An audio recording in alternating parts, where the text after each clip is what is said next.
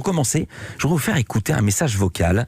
Ce message est adressé à une journaliste italienne qui enquête sur la mafia. Elle s'appelle Federica Angeli. Elle travaille pour l'un des plus grands quotidiens italiens, La Repubblica. Et un jour, l'un de ses informateurs lui dit ceci. Il faut que tu fasses attention, ils sont vraiment furieux. Tes articles les ont mis en colère. Il faut que tu sois bien plus prudente que d'habitude. Ce sont vraiment des ordures. Ils n'hésiteraient pas à faire exploser une bombe sous ta fenêtre ou à se servir d'un membre de ta famille pour se venger. Un message d'alerte, c'était il y a 2 ans. C'est ça, les réalités d'une enquête sur la mafia ?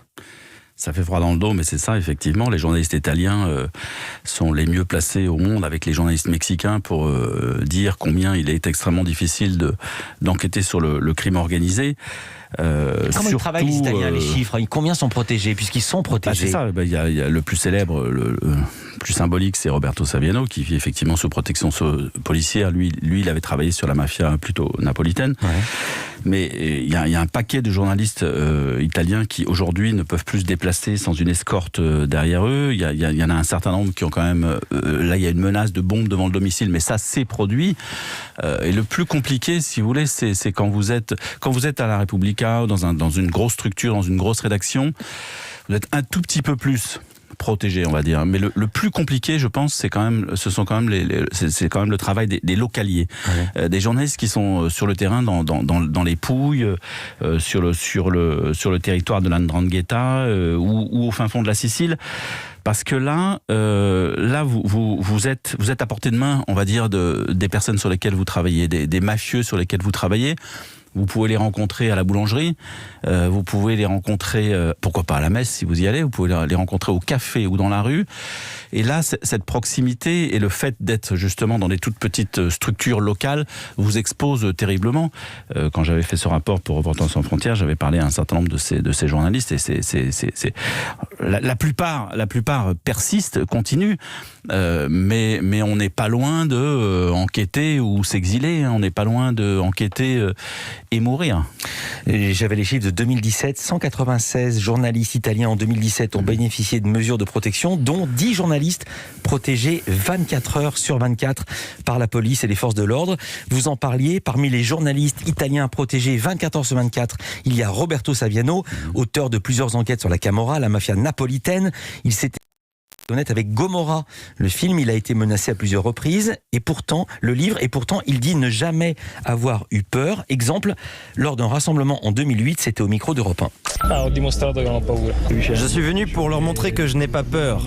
Ce qui leur pose problème, ce n'est pas le fait que je dénonce ce qu'ils ont fait, mais c'est que les gens s'y intéressent et le racontent autour d'eux. La Camorra a peur de ça, d'être au cœur de l'attention du public et de la presse internationale. Frédéric Ploquin, la question que tout le monde se pose et que moi je me pose quand je vous entends ou quand je vous lis, est-ce que vous avez déjà eu peur lors de vos enquêtes sur les mafias ?